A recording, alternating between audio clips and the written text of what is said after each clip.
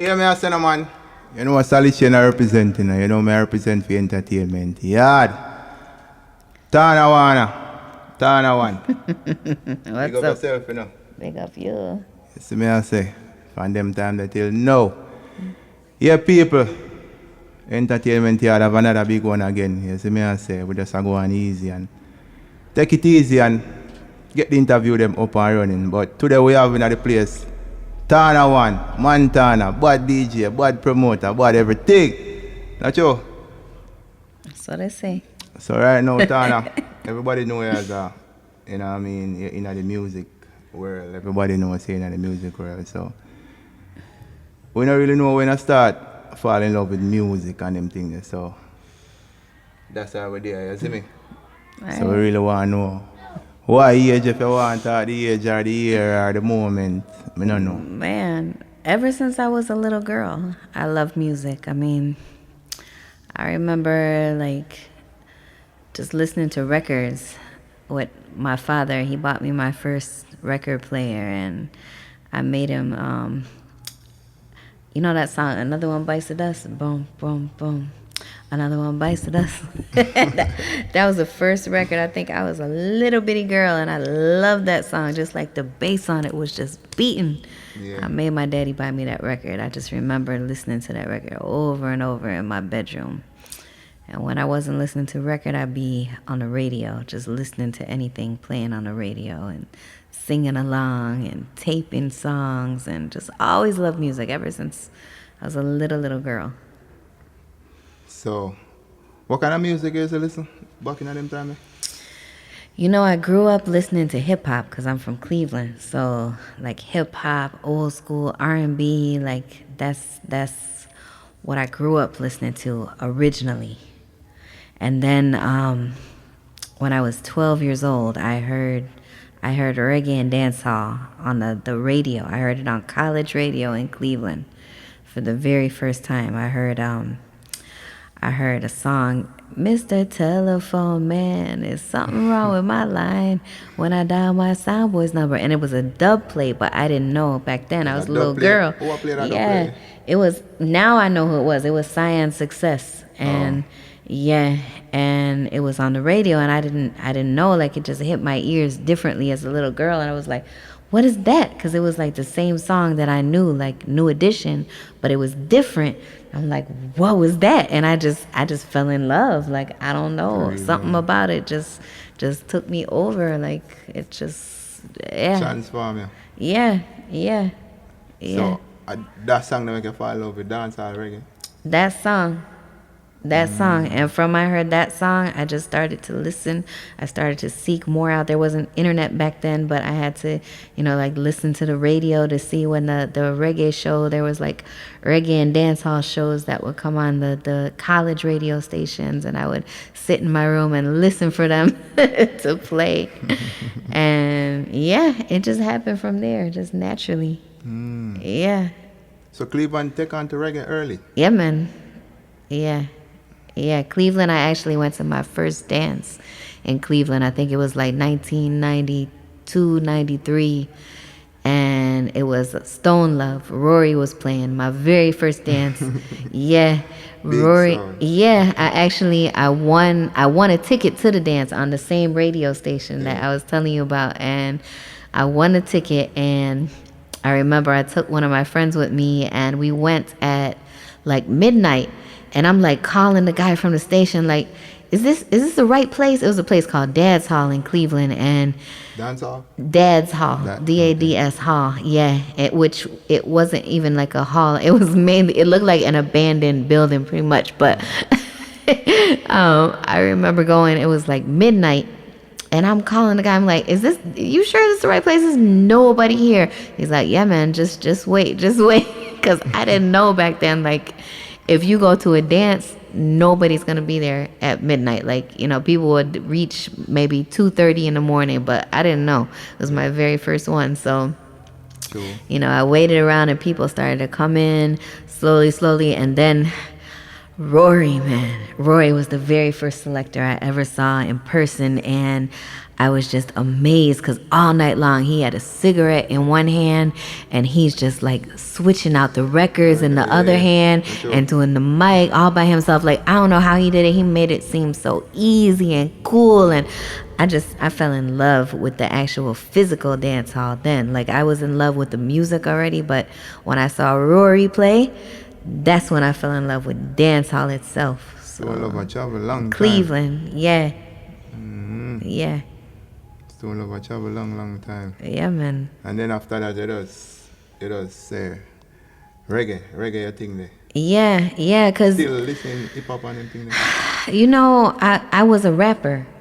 What? I used to write rhymes and I was a battle rapper. Like in junior high, we used to meet in the hallway and we would battle on the playground.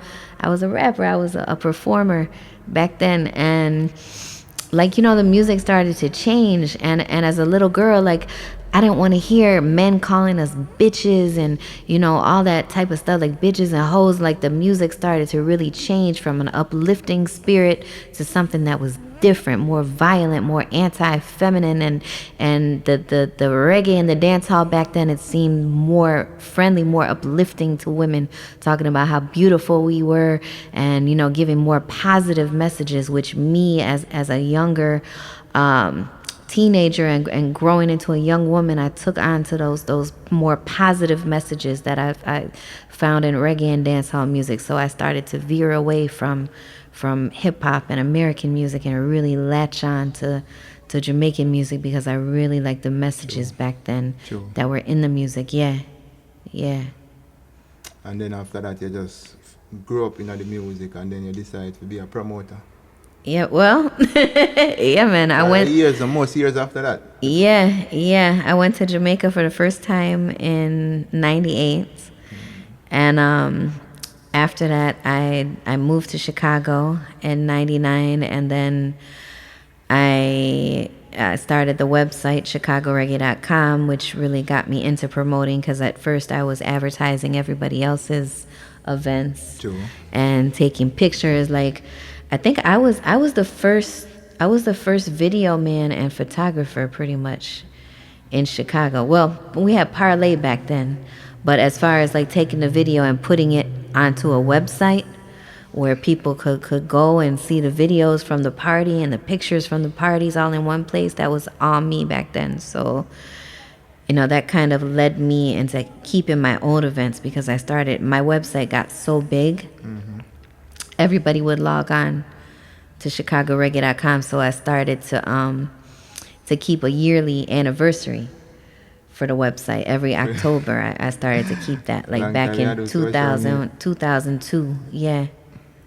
You still do it right now? Because I see you create a couple Instagram page where it represent Yeah, man. Chicago. Yeah, man. I still do it. I still have like Chicago Reggae Instagram, Chicago Reggae Facebook, Dancehall Chicago Instagram. So, you know, I just feel like it's important for the culture to have a unbiased place where everybody's events can be advertised and showcased. So, yeah. Man. So, promoting, you start promoting and them thing there. Which event first? You start your first event. The first ones I started doing were my anniversaries for the website, and I brought I was the first one. I think I was the only one to bring Scratchy B from Portmore. You know, Cash Money. Yeah, I brought him from Jamaica, and that was an amazing party. We had it was amazing. We had a big it was like an underground loft space, and there was actually like a little fire in the middle of the dance floor, and everybody was dancing around the fire. It was cool. It was really, really cool. So yeah. So that's your first event? That was one of the first ones. And then I used to keep another yearly event called Pimp and Pimpettes. Which partner? Chicago? Chicago, yeah. And then I started Dancehall Queen in 2005. And I brought people like Nico Bam Bam from Stone Love. I think I was the only person to bring him. I brought Pure Players, Crazy Chris, DJ Kentucky. I was the only person to bring them from Mobay. So yeah, man. A good look, man. Yeah. Yeah, because you don't know. It's like as a person who fall in love with the music, you just want to cover all the era them have experience in all of the different eras of the entertainment. You know what I mean? And I realized that in 2012, I know you from 2012, when Yeah, I see man. come up in you try to get into the recording. You know what I Yeah. mean? Recording. I actually did a song Yeah. for my label. Yeah. You see Yeah. me? So you produced me. Yeah. You Yeah. see me? And fast forward, you come produce a big song with me, said way. Yeah. You see me? Garage. Yeah. Anywhere play it nice. Yeah.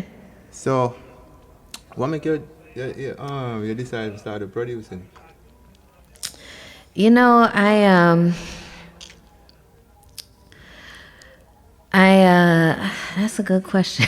It just kind of Or who everything, influenced you? Or where the influence came from? everything just kind of happened organically. I met a guy that created rhythms, and he was a producer. So, he influenced me because he had all the links that I needed, like with Tommy and Shensia and Savage. And he said, you should get into production. It's a way where, you can get your name out there, you can make some money and do some different moves within the business like that. And at first I was kind of hesitant, like, nah, I don't really know True. anything about this. But then I decided, all right, let me try it. See what happens. Yeah. So, yeah. And so how you get your rhythms? Like the first song you produce, who you which rhythm first you produce? Um, the first rhythm that I produced, they all kind of happened around the same time. But the very first rhythm was that garage rhythm. Yeah, man, rhythms are Yeah. bad, Yeah, yeah, and that's rhythm. It has yourself and Savage on there, so it's a bad rhythm. Yeah. Yeah, man, rhythm the mad, man. Yeah. Rhythm the tough, man. Rhythm, it's remember it's still new, Yeah, man. You see me? 'Cause once a song now reach a massive, it's still new. Yeah. You see me? Yeah. Yeah, man. For sure. And especially like with TikTok, you see how they're like bringing back songs that used to be old back in the day, and they're giving them new life. Yeah. And you produce a song with Shensia. Yeah, man. Shensia, I actually work with Romish to produce that song. It's called Sinner's Prayer, and that was what, 2018? 2018, that was when Shensia was really looking for more of an international flavor. So that was really the goal was to get an international True. flavor with that song, and I believe it reached the goal. It's a nice song. It Yeah, man. has a nice Nice, message. nice Yeah, song. man. Yeah, nice positive message. So yeah. So those are the only songs you produce. Tommy Lee Sparta. Yeah. I did Six Up. Yeah. Savage. Yeah, Savage, Hot Patty. Yeah. Yeah. That good. So what about the future? You're not producing. Are you're still a producer, but you just do your thing like on and off. I've really been thinking about it, because the thing with producing is you have to have a lot of money. You know. So to hear that. Yeah, it's not cheap to be a producer, because Nah. especially as a foreign person trying to do production in already Jamaica. know. Yeah. I already know it. You feel me? Yeah, you have to have a lot of money. You have to do is probably sometime have one rhythm. You have to have a rhythm and it busts. Yeah. Then artists will want to go on it for I'm not gonna say for free, but they were willing Yeah. to voice it without. They just looking at the exposure. Yeah, They're not man. gonna look at nothing else because it's already out there. Exactly. And it's different now, because like juggling rhythms, you might have what, like 2 or 3 for a whole year. Like juggling rhythm is not really a thing nowadays like it was back in the day. It's not as popular. So, man, production is fun, but it can also be really, really stressful. And once you have the song produced, once you have the video produced, that's just the tip of the iceberg. Like, you really need to spend a lot of money to push that song out there and make it bust. And that's where being a DJ and a producer, Well, it yeah, yeah, me hear you, man. yeah, All right, that me go get to. Me go get to yeah. the DJ because you do promoting. You're Mm-hmm. a promoter. You do promoting. You know, start the producing. So Mm-hmm. it only makes sense. And I was You an be, artist. and you was an artist. So Yeah, it only makes sense if you become a DJ. true. Fall right in place. Yeah, So many experience. yeah. You see me? But most people do it the opposite way. Most people start as a DJ and then they become an artist. So I kind of went reverse. Yeah. So what decision or inspire you to become a DJ? What inspire, like when it click, like, you know what, I need to do something, you know, I'm gonna do DJ. When did it click? You know, I never planned to be a DJ. I never planned. Man, It just never clicked one planned. day. I never planned to be a DJ. I ran away from home one day. For your own. I ran. For your own. I was having a tough time in Chicago. I went through a stressful event, and I was with this guy, and the man he dissed me, disrespected me in a way where I just felt like, all right, I need to go home. He didn't put his hands on me or anything. He just did something like, that I took to be very disrespectful. So I was just so sad. I got in the car the very next day and I drove home. Like, even though I lived in Chicago a long time, when you're born and raised somewhere, like, that's your home forever. So just like, let me go home. I packed up my daughter. I got in the car. I had a girlfriend. She said she had an empty apartment. She gave me the key. She said, you can stay here. What year that? That was the end of 2018. That was December 23rd, 2018. I remember the day because it was after one dance that we had here, December 23rd, 2018. And I met this DJ I think it was on Facebook. I met him, or Cleveland DJ. And we started talking. I was like, I'm about to come to Cleveland. So I came to Cleveland. He was keeping a dance that day, on December 23rd. And I went to his dance. And we started talking. And from then on, like, we just kept seeing each other. Like, I was going to Cleveland all the time. He was coming here. And one day he just started showing me how to use his DJ equipment. And I just kind of took on to how to use his DJ equipment. And I just kind of took on to it. Yeah.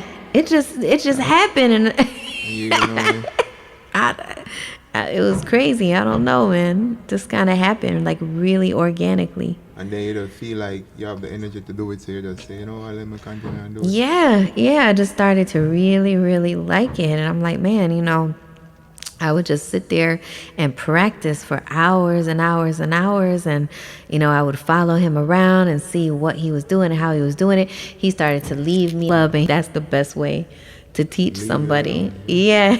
I got time for you. You ain't no DJ. Right.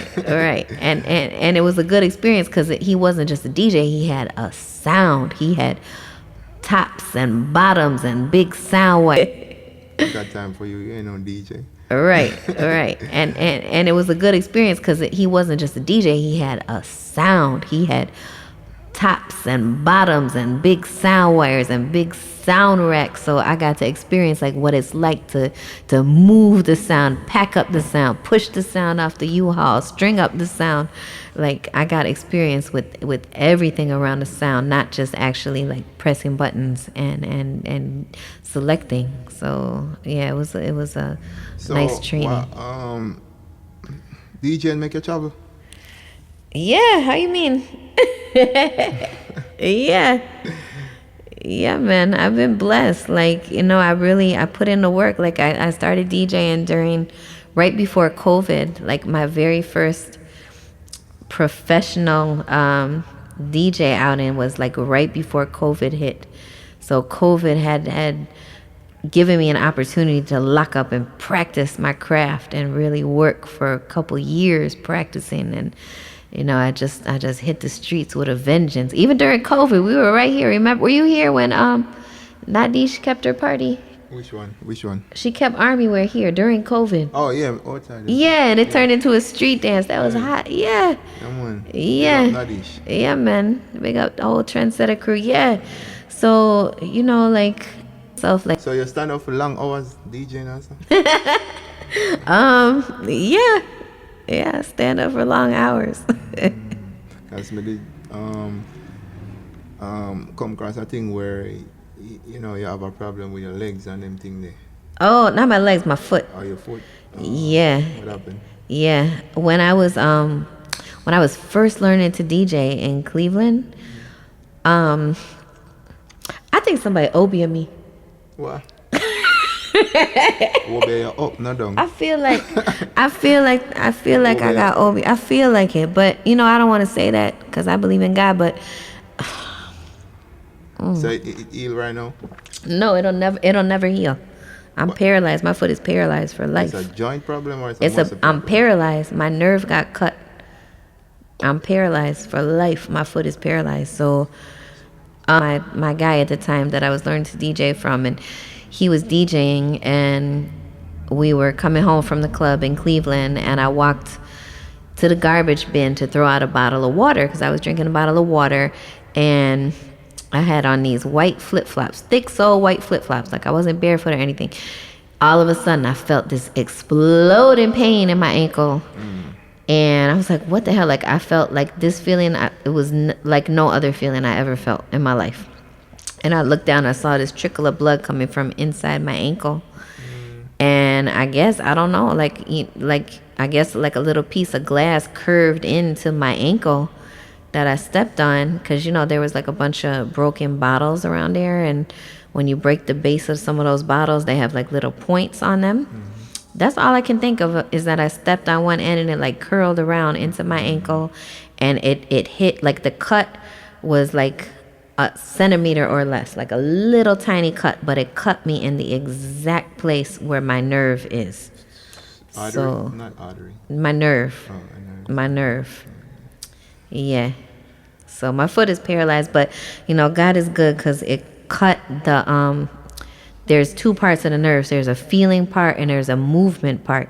So if it would have cut all the way through, my foot would be just like dragging like this. But it cut just enough to mess up my feeling. Like if I put my foot in water, I can't feel the water. But also I have weird feelings. So it feels like somebody's like squeezing my foot like all day long, every day.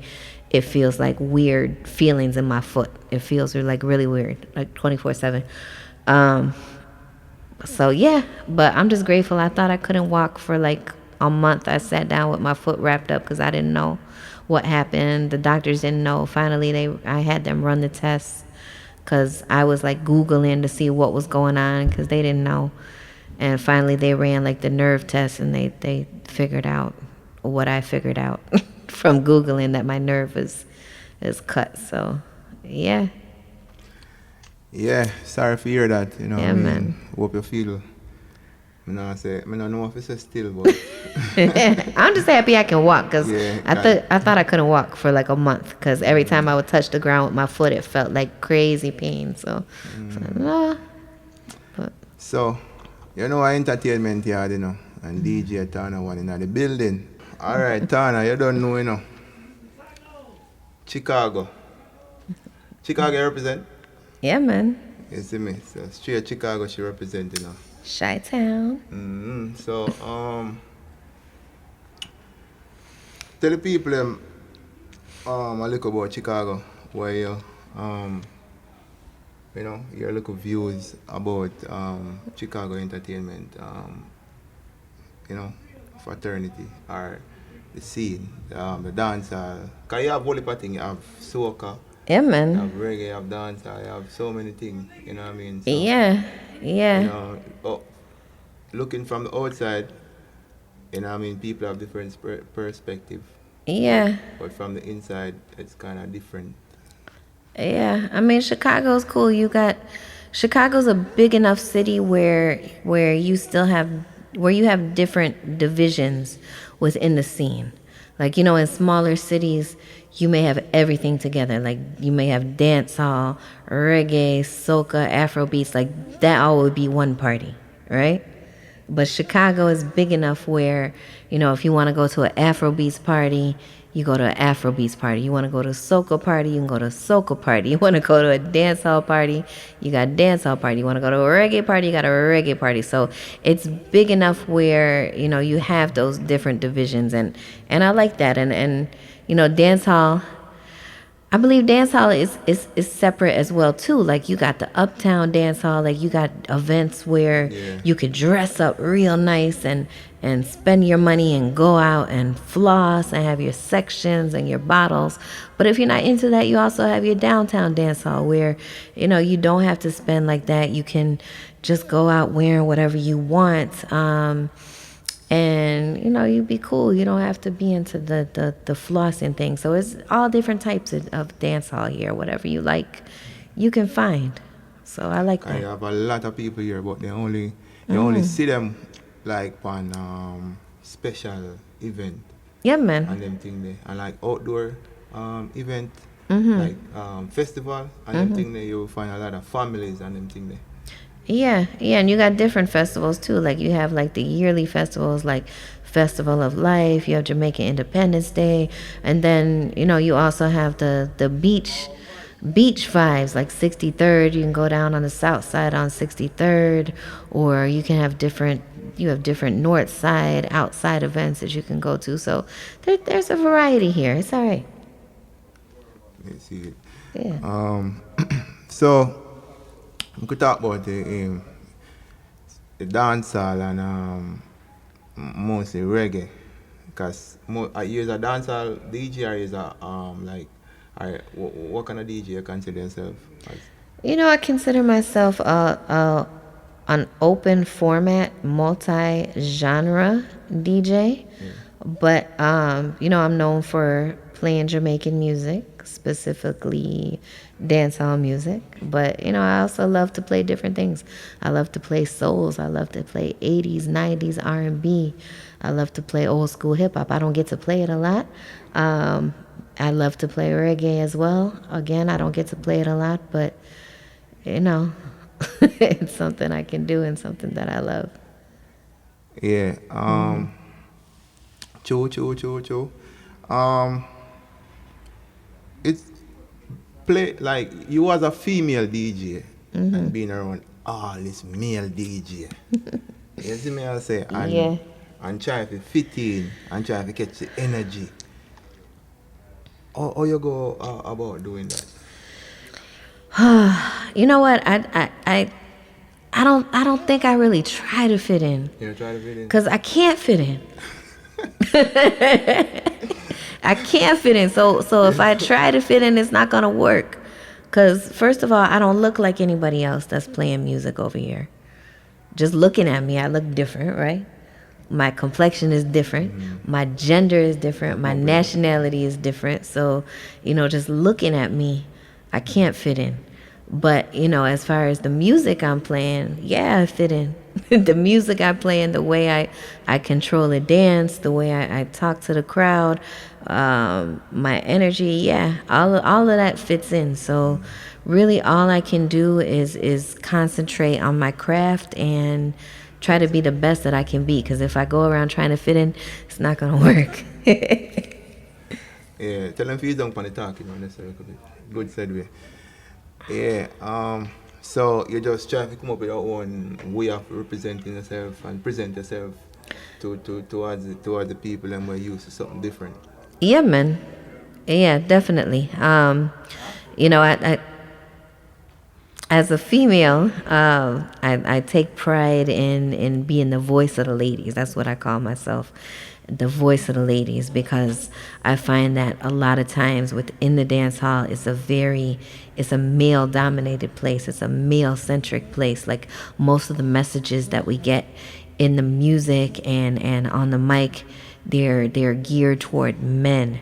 So I love to talk to the ladies. I love to be the voice of the ladies when I'm on the mic, when I'm controlling a dance, when I'm talking to the crowd. I like to talk to the ladies so they can get that feminine representation when they're out in a party. True, true. Yeah. Yeah.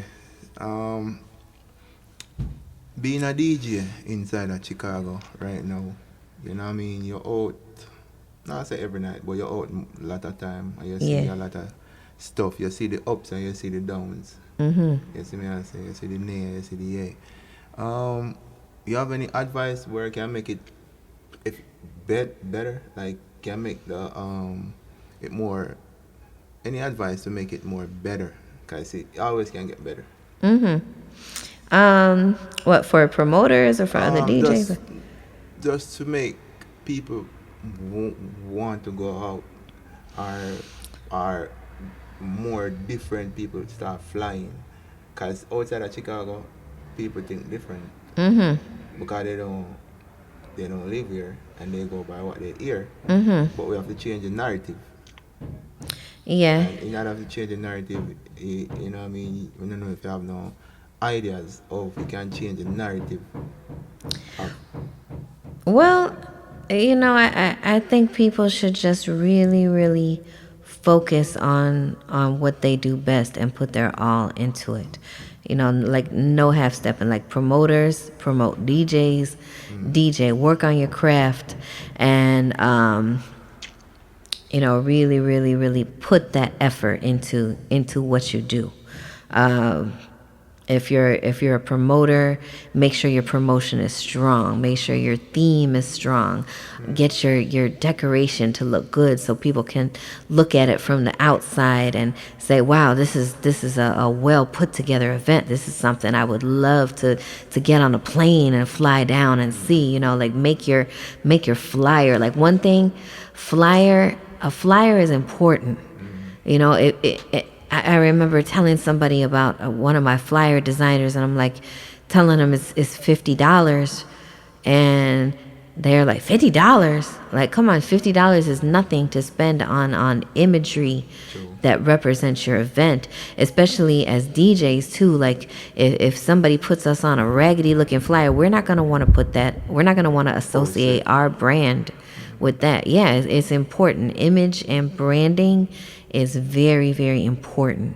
So that's one tip definitely that I would give is the image and the branding, and make sure that along with the image and branding, because you can't just have image and branding alone, you have to have an actual event that people want to come to. You have to have the entertainment.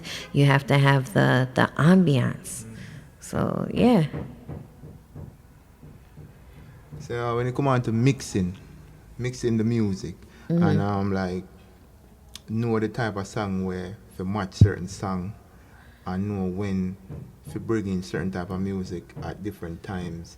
You have anybody that you look up to, or you know what I mean, get some knowledge from them to see how them do it, or you just how you learn that. That's something that you cannot. Well, I couldn't learn from anybody. I mean, there are DJs that I love how they play. There are DJs that I enjoy personally going to see. There are DJs that I get on planes literally to go see. Uh, but as far as crowd control and reading the crowd, I think as a selector, that's something that you have to learn for yourself. Like, that's something I learned after I locked up in my bedroom for 2 years, learning how to actually mix. Yeah, like, that you can learn how to mix in your house. You can learn how to talk on the mic in your house. You can learn how to select music in your house, but you can't learn how to read a crowd in your house. So that's something that I actually personally learned last, from being out in the streets, and that's nothing, in my opinion, that's nothing that another selector can teach you. That's something that every selector has to learn for themselves, just being out there in the streets and going through it in the trenches. Yeah. True. Yeah. True. So others. So all right. You know, sometimes you have a party, right? Do you select certain songs Or you just have your song them, or when you go, you just read the crowd and know how to play. Or you have a certain set of, you have a juggling before you go a party. When So, I first started, I would have my juggling set up like, yeah, this is what I'm gonna play tonight. But it doesn't work like that. It doesn't work like that. Like one time, one time I remember the party was like girls' night out or something like that. So I set up a whole bunch of girl juggling. I'm like, yeah, I'm gonna play these songs for the girl. I reached the dance. Guess what happened? be a man. Yes. Yes. So you can't as a good selector, and I've seen selectors do it. They've got a set juggling, they open their laptop and they just go through and play what they wanted to play. They don't care if the DJ before them played exactly the same way. They still play it back. That's not fair to the crowd. A good selector selects. They read the crowd and they select. They see where the dance is and they take over the dance. They don't play back songs. They read the crowd and they give the crowd what they want. And they also give the crowd something that they didn't know they wanted. So, So, DJs know their space. what do you mean? Like, like, you're up on the flyers. And you're there, 4 or 5 DJ up on the flyers. But the promoter not tell who to play and who not to play. Like the promoter though, the promoter not say, oh, you first, you second. Yeah, yeah. He left it up to DJ them. So DJ within themselves know Yeah, their space. that's a good question. That's a good question. We kind of do. Yeah. Yeah. Yeah, I mean, it's a order. It's a order. Like, you still have DJs that may not be as strong as other DJs. I mean, you kind of know, like who goes where in the dance. I mean, ideally, there should be, if there's 3 DJs, each DJ should take a rounds. And, you should play and take your rounds.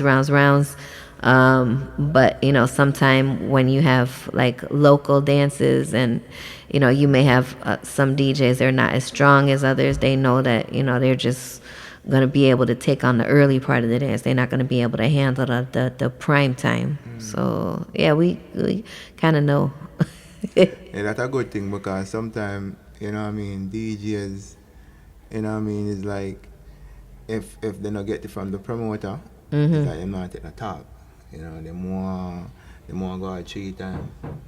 Yeah, man. I mean, most DJs are very, very professional, and we set it up between ourselves, and we say, all right, what we doing? We doing like 30-minute round, and then we take our turns. But you always get some people, maybe they want to like show off and go over their time, or just try to go around the order of things. But most of the time that doesn't happen. DJs are mostly very professional, very respectful of each other, and we can all get along most of the time. Not all of the time, but most of the time. Yeah. All right, there's a thing going around right now. We have to check it time. There's a thing going on right now where they must say, boy, if a DJ not get booked, him not go out, him not go party. You see me? Me not go tell a man to buy a ticket and fly elsewhere. Yeah. But me hear them and say, boy. They said that about me. Talk true. No. No. It's okay. It's a general question. Yeah. Me hear them and say, boy, some DJ if they not get booked, them not go out. Yeah. What do you think about that?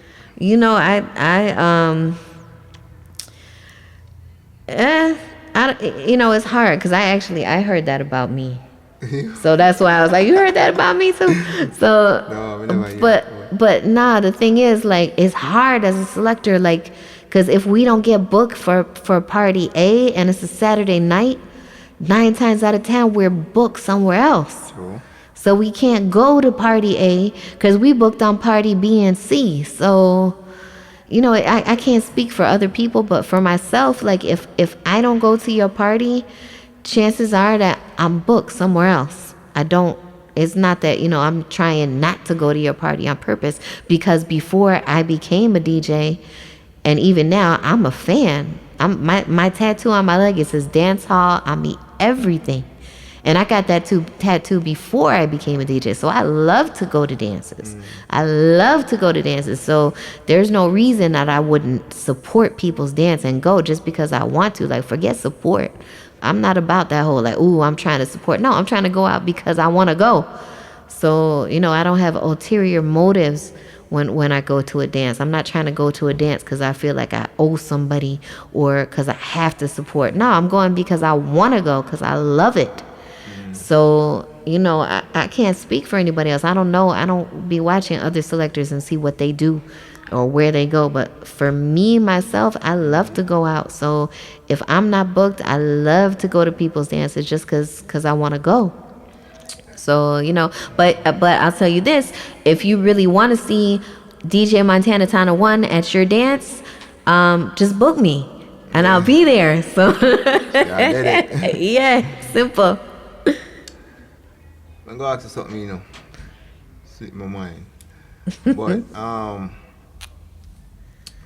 equipments. All right, I want to get to the song then, yeah. How do we get our songs? Yeah. That's a good question. So we get our songs from, there are different ways to get songs. So there are record pools that we can sign up for. DJs, we share music amongst each other. When I first started, I got my hard drive from the person who taught me, and he actually gave me 2 hard drives that had thousands, like hundreds of thousands of songs on them. So you have to separate them? In your laptop? That's a good question. Yeah, man. Yeah, I mean they were kind of separated, but honestly, like 5 years later now, I'm still going through that hard drive and still finding music that I never played. Probably like 75%, 80% of it I've never even seen or played that's on there. So like, a large portion of being a selector is actually categorization and organization. So yeah, you do. That's a big part of being a DJ, true. Organization. You know what I realized you cut a lot of dub plate. Yeah, man. And you said the first thing you hear was a dub plate. Yes, yeah. And then realize you cut a lot of dub plate. Yeah. And it's like you like war. You like stuff. One thing I decided when I became a selector is I want to clash. And the reason why is not just because I like war, but I figure like being a selector is like high school. Being a sound class selector, that's like university. That's like an extra level, because to clash, you have to actually know music. You can't play back songs. You have to know how certain songs will affect the audience. You have to know the history behind the artist. You have to know the lyrics and how to use those songs to fight. So yeah, to me, like it's the most challenging part of being a selector. So I love to challenge myself, and it's just not enough for me to play a juggling dance and control the dance and make people reel up and give me forward. I want to actually compete with other very knowledgeable selectors, and for me that's how I challenge myself as a selector. So yeah. Yeah, that sounds really, really, really good. Yeah. No proud moments? I have a lot of proud moments. Just while we're talking about clash, like when I clashed, actually this year I clashed in Kingston in this past February at Dance Hall Thursdays, and like that was so historic for me because Dance Hall Thursdays is a very historic, very popular platform, hundreds of thousands of views on that platform, and it's run by Peter Metro, very historic figure within dancehall. Major Mackerel, Snagapus, very, very historic figures in dancehall. So just to be on that stage with people like them, like, am I dreaming?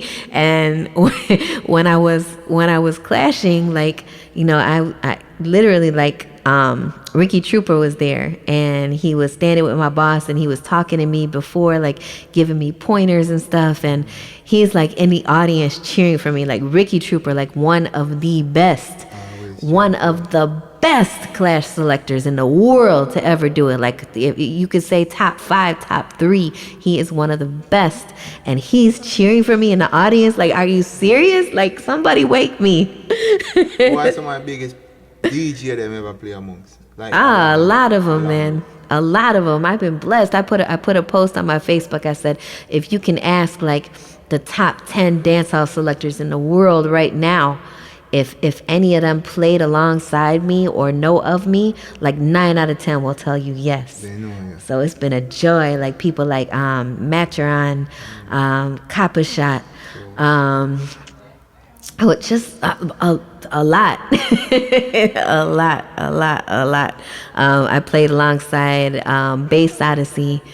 I've played on Bass Odyssey Sound System. Played alongside Stone Love, Google Mental,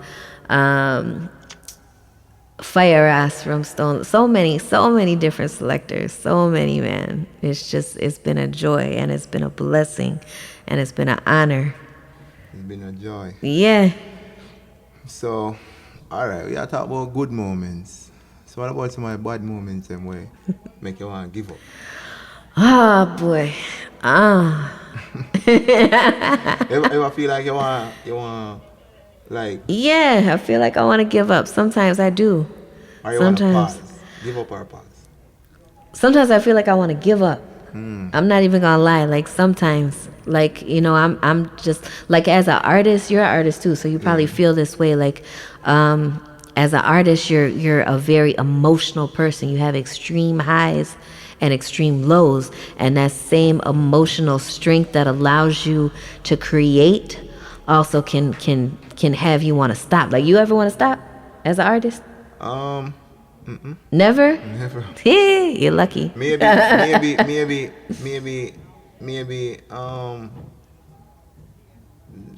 stop try to impress certain people with my music, but me never try to stop music. Yeah. Because I have songs where nobody in hear. Sometimes I sit down and listen to my one song them all day.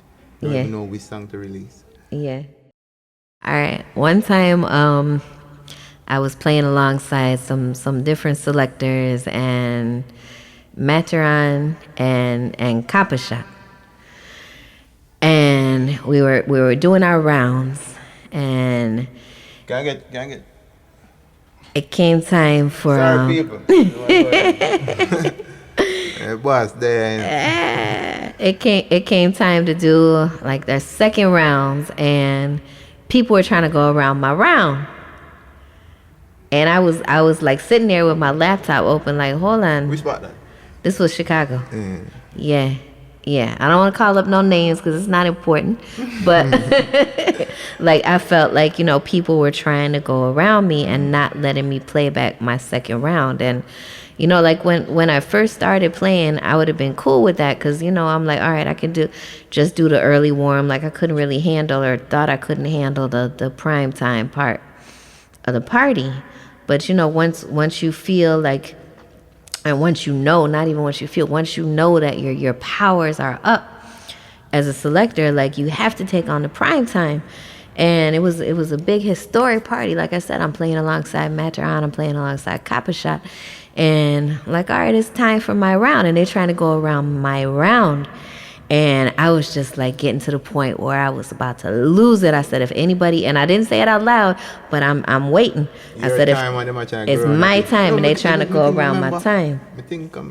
They trying to go around my time. And I just remember standing there. I'm like 5 feet away from the DJ booth. And I said, if anybody else start playing, I'm just going to walk over there. I'm going to plug out this shit and stop the whole I was mad as fuck. So I'm standing there, and like right then, like security tried to lock off the dance. Like this was like God making an intervention, because if it wasn't security locking off, it could have been Montana locking off, and then it would have been a problem. So so security ended up locking off the dance. It was like some fighting, some commotion, and I just remember like I called both of them. I called like one thing, like I've been really blessed to have like some good mentors in the business that I can call personally at any time. Like Maturan is one of them. Cuddy Copper Shot, another one. Sure. Trooper, next one.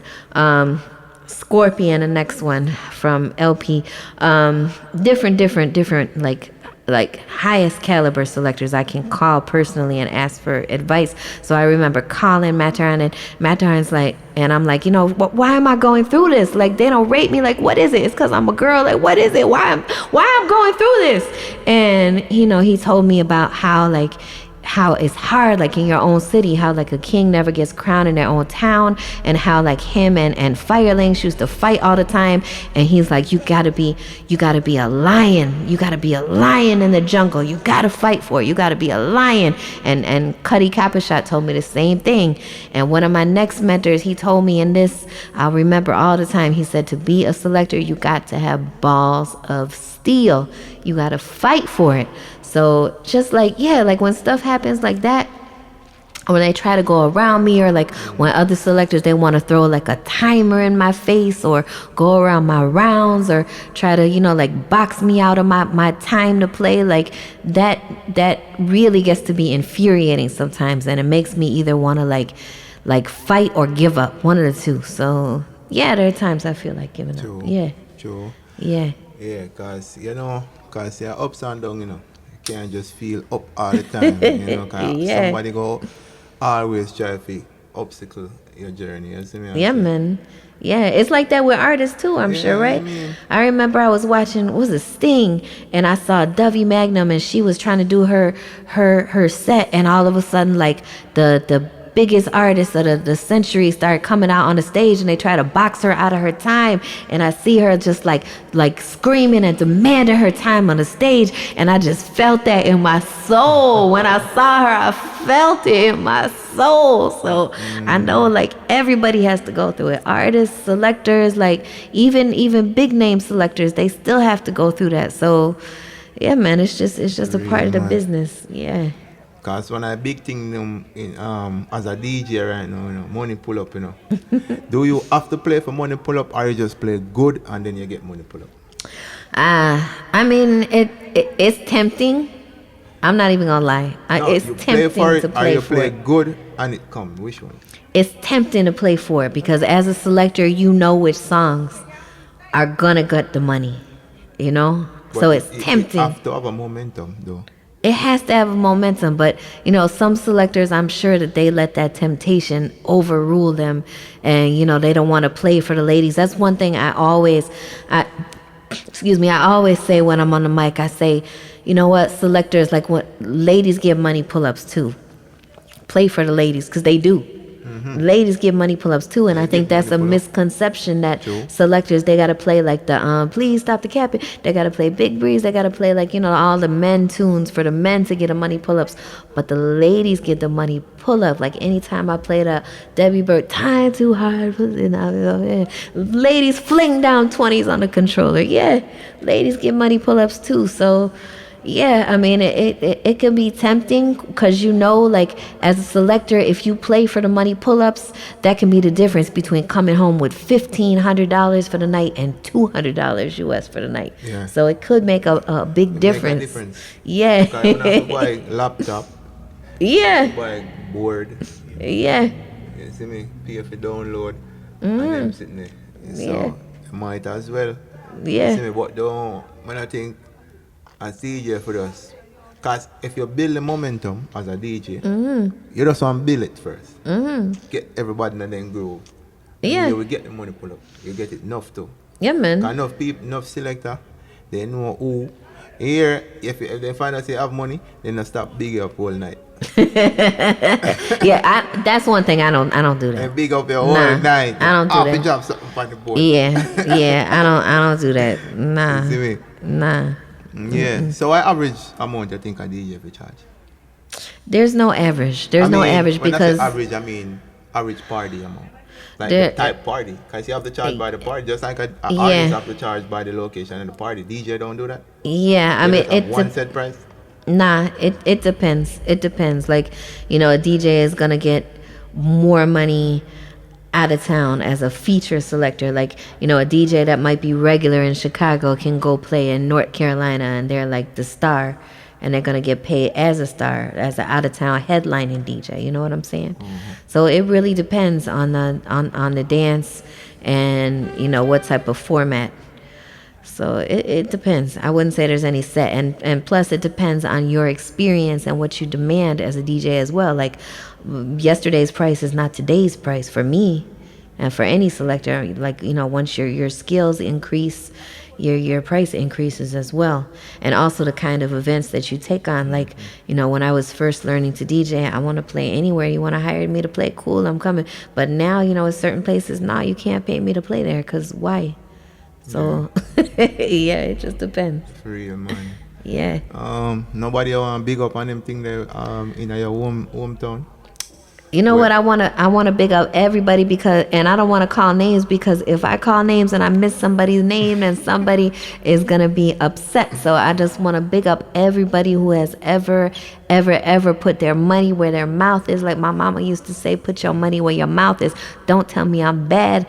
Hire me, pay me to play at your party, and trust me with your party. So I want to big up anybody that has put their money where their mouth is and has hired DJ Montana to play at a party. I also want to big up everybody who has paid their good money to the promoter to come into a party. Why? To enter a party and and see me play. I want to big up everybody who doesn't even go to parties but still shares my flyers and supports me in that way. And it's not even about money. It's just about the love. It's all about the love. I mean, in the end, even if the money was amazing and there's no love, there's no purpose. So really, it's not about money at all. It's about the love, period. So big up everybody that's promoted me, that supported me, that's taught me. I've had so many selectors, so many amazing selectors that have taken time to actually sit down with me and teach me as a new selector with nothing to gain, but just love and support. So, I want to big up everybody like that, big up everybody who's worked with me. Just big up everybody, man. I like I said, I don't want to call names. Of course. Of course. You working with me right now. So, yeah, I don't want to call names because I'm going to leave somebody's name out and I'm going to hear about it. Why ain't I say my name? So legacy. Yeah. You think you'll be able to boss a song and create a legacy? Say, and me boss a song. You think you'll be able to play a song enough where other DJs start play it and it just boss? I think so.